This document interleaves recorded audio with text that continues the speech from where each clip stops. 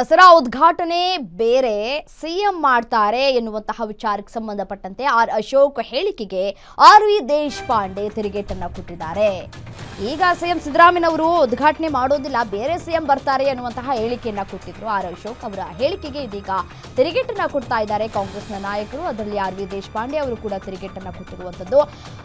ಅಶೋಕ್ ಬಡಪಾಯಿ ತಮ್ಮ ಕುರ್ಚಿಯನ್ನ ಉಳಿಸ್ಕೊಳ್ಳೋದಕ್ಕೆ ಹೇಳಬೇಕಲ್ವಾ? ವಿಪಕ್ಷ ನಾಯಕ ಬಿಜೆಪಿ ರಾಜ್ಯಾಧ್ಯಕ್ಷ ಬದಲಾಗ್ತಾರೆ ಅಂತ ಹೇಳ್ತಾ ಇದ್ದಾರೆ.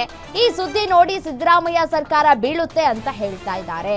ಅಶೋಕ್ ನಿದ್ದೆಯಲ್ಲಿದ್ದಾನೆ, ಅದಕ್ಕೆ ಈ ರೀತಿಯಾಗಿ ಹೇಳ್ತಾನೆ ಅಂತ ಹೇಳಿ ಲೇವಡಿ ಮಾಡಿದ್ದಾರೆ ಆರ್.ವಿ. ದೇಶಪಾಂಡೆ.